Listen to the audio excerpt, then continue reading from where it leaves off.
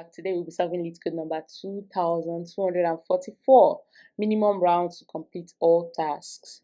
Now, in this question, you are given a zero-indexed array tasks where each task, like each value in the task, represents the difficult level of a task. And each round, you can complete either 2 or 3 tasks of the same difficulty level. And then you're supposed to return the minimum rounds that is required to complete all tasks, or -1 if it's not possible to complete every single task in that array. So for example, we have this particular array that has 2, 2, and then 3, 3, and then 2, and then 4, 5 fours. In this particular array, we can see that we have a task that has a level 2, and this occurs 3 times. So which means that we can complete the first round with a difficulty of level 2. We can do that in the first round, and then we go for the task in number 3 position. There's a task with difficult level of 3 at this point, and we can complete that in the second round. And then for the fourth round, now this is the tricky part because the fourth round has 5. So the task difficulty of round 4 has 5 values. There are five tasks with the level 4 difficulty, and because we are trying to do this in the minimum amount of times possible, right? We'll first of all go with the 3 rounds.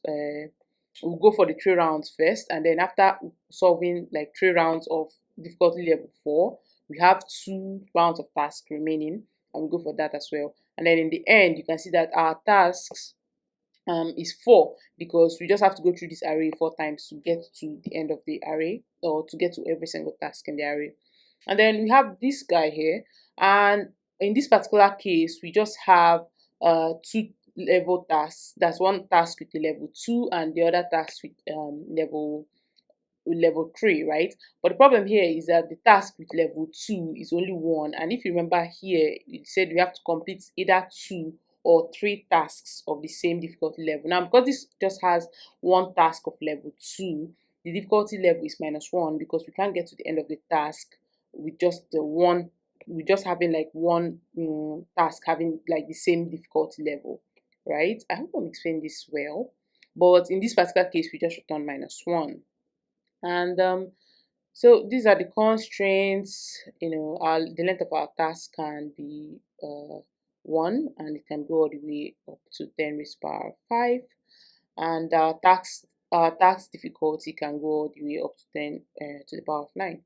Okay, let's actually talk about the solution for this, and let's get started solving it. The solution for this problem is actually in layers. So the first thing that we have to do is to take the frequency count for each of the tasks. So for example, in this particular array of tasks, so let's say we have this particular array of tasks. So we have the first task with difficulty level 2. The frequency of the task with difficulty level 2 is sorry, let's put that down here. The frequency of tasks with difficulty level 2 is 3, right? And then we have another difficulty level 3 at this point, and the frequency of tasks like that is 2. And then we have another task with difficulty level 4, and the frequency of tasks like that is 5. So now when we have the frequency of each level of the tasks, then we can actually get started counting the minimum amount of round that it will take to complete the task. Now, once none of the frequencies is equal to 1, because once the frequency is 1, then we just return -1, because if it's 1, then that means that there's no way we can be able to actually complete the task. That's, for an example, is this particular task that we have here with a frequency of 1 for difficulty level 2. So just because of the fact that this particular task difficulty frequency is 1, we just return -1 at that point, right? But when we have every other thing, so if you check now, you see that when we have difficulty level 3 and difficulty level 2 and difficulty level 5, every other number apart from 1 can be broken into values that are either 3 or 2. So let's say, for instance, that we have 5. We can break 5 down into 3. That is going to be 3 plus 2, right? And that's actually like, so the first task, when it's in the value of 3, that's 1 round, and then in the value of 2, that's 1 round. And So that's basically the solution to this problem, right? Um, but the problem now was to actually figure out how do we know when to break the task down into threes and when to break it down into twos. But you remember that they asked us to find the minimum rounds to complete all possible tasks. So that means that we have to be greedy with our solution, which means that we first of all try to divide the value by 3, and then if it's divisible by 3, we know that okay, if it's divisible by 3, we know that okay, this is good, we should go with this. But if it's not divisible by 3, we know that it's possible that the remainder is going to be something that we can either, so the remainder can either be 1, in which case we know that the first one we should just take the first value, that's 1, and then the remainder of the of like or if we are actually divided by 3, the remainder, which is 1 in this case as well, in which case we take it as like being divisible by 2, or being completing the task in round 2. I don't know if I'm rambling or if this makes sense, but I think that when we actually get to solving it, you understand it more. The time complexity for this particular problem is going to be O of n, because we're going to be going through every single item in the array, and the space complexity because I'm proposing doing like a frequency count, and I'm thinking of using a map to do that. I've actually solved this problem before and I used the map as well. So to do that, that's going to be O of n as well. So time complexity O of n, space complexity O of n. Let's actually get down to solving this. The smallest problem to solve here are cases where task dot length is actually equal to 1, because if the task length is equal to 1, we don't even need to bother checking. You can just return -1 at that point, right? So that's the first thing that we have to write down here. Then next we get to define our variables. I'm just going to call this one level count, which is basically going to be me instating map, right? Which is going to be the way we keep track of the frequency of each difficulty level, right? And then also we're going to keep track of rounds, which I'm going to start at 0 instead of -1, because anytime we get like a value of -1, which is like the lowest possible thing that could happen, we're going to return it at that point. But otherwise we want to increment the count of rounds, right? And we're going to return rounds at the end of the function. Now the first thing that we're going to do actually is to take count of the frequency of each particular difficulty level. So let I equal to 0, I is less than task dot length, I plus plus. I like to use this JavaScript map feature because it gives me it makes things a lot easier for me. So now I just check if it has that value here. Okay, I don't know why this is. Okay, so if it has that value, I'm going to do something, but otherwise I want to create that value, right? But set that particular value high, and I'm going to start it off as 1. But if it does not have that value, I'm going to be like set, then tasks I, and then I'm going to get whatever value is there. Get I, and I'm actually going to increment the count by 1. Now this basically just gives us a count of the frequency.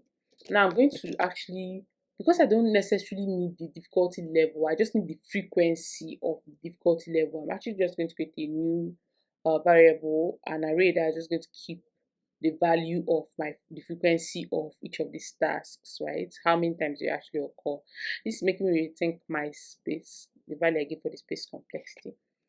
So let's call this frequency, and let's say that frequency is actually going to just be an array that has a value of level count. And yeah, I think this is it.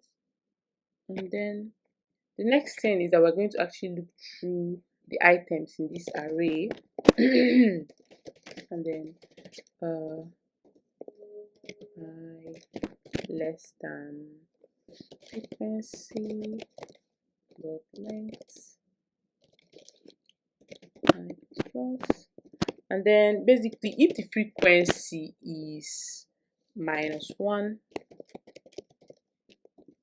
at that position is equal to 1, rather, if it's 1, like in the case of in this particular case here where we have these two occurring just with 1, right? If the frequency is 1, we just want to return -1 and not bother going through the rest of the array, because that means that this particular round cannot be completed. But if we don't have anyone with the value with a frequency of 1, it means that it can be broken down into sets of 3s and 2s. Every single number, just think about it. Every single number can be broken down into sets of 3s and 2s. So for instance, let's say that we have value of 4. For instance, 4 can get to 2 plus 2, and that works out. And then we have 5, and then that gets to 3 plus 2. Now the problem now actually is the fact that we always want to get the minimum rounds that is possible to complete the task, right? And if you think about it, you see that we can keep dividing by 3 until the last time. We can keep dividing by 3 until the last time. I think this was actually like, the thought process that helped me understand this. So we have 6, for instance, right? We can divide by 3 2 times for 6. So 3 plus 3, that's how many times we can divide by 6. So this, for 6 we have 2 rounds, and you see that 6 divided by 3 is going to give you 2 rounds, and that's fine, right? But the problem starts for cases like 5, for instance, where you have 5, right? And then you say, okay, 5 divided by 3, 5 divided by 3 is going to, that's the first time it works out for you, but the remainder is 2 this time. So how do you know? You just know that if you divide by 3, right, and it has a remainder, that remainder you automatically know that whatever it is that's remaining is a value that you can use, that is a value that can be divisible by, like, is 2 basically, in essence, what I'm saying. So for instance, if you have 5 and you divide it by 3 and it works out fine, right, that's great. That means that whatever it is that is remaining, so when you divide this particular 5 now and again by 3, the remainder in this case is going to be 2. But you don't want to keep the value of the remainder, you just want to know if if there's a remainder, because if there's a remainder, that particular remainder is going to be 2. And so if there's a remainder, you either say, okay, there's a remainder, so let's add 1, or there's no remainder, so let's count it as 0, right? And if, let's say, you try to divide by 3 the first time and it worked out, so for in cases like 4, right, you divide by 3, it worked out, right? But now you have 4 divided by 3, which is going to give you like 1, but remaining something. Now, because it has, when you actually check it, it has a remainder. That remainder there tells you that, okay, it would have been better actually to actually do to go with 2 rounds of 2 instead of like trying to be greedy with this particular thing. But because of the fact that it has like a remainder, you say, okay, that means that 2 should have gone in part of this for this particular number, right? So you just count it as that, and then it still works out, because when you check, you say, okay, now that's 1 plus 1. So 2 rounds of, you don't necessarily need to, I think that was why this question was kind of like easy, because you don't necessarily need to know what it's divisible by, right? As far as it does not completely divide by 3, you know that whatever it is that's remaining would have been divisible by 2. So it works out. I'm talking too much. Let me actually like write the code, and maybe to make more sense. I hope it makes more sense. So we have let's actually lower that math.lower frequency at position I divided by 3. But then now we take the value for when you divide it by 3, right? But This next one, we just need to check if it's true or false. And you remember that under the hood, true is 1, false is 0. So we just basically check, okay, is this true or false? And if it's true, that means it's divisible by 2. Okay, that's 1 round. But otherwise, it's not divisible by 2. That's 0 round. So we're fine. Right? That's 3 can work. 3 can go through this, and we have like the minimum rounds to complete the tasks. So it's fine. Right? Okay, so to do that, we just have frequency. And a particular position. Remainder after dividing by 3, and we'll just check if it's equal to 0, or rather if it's not equal to 0. And that should be it. That should be this particular solution. I hope that I am not missing something, but let's just run a test first to check. Yeah, all right, we seem to be doing fine. And then now let's submit. And yeah, that's it.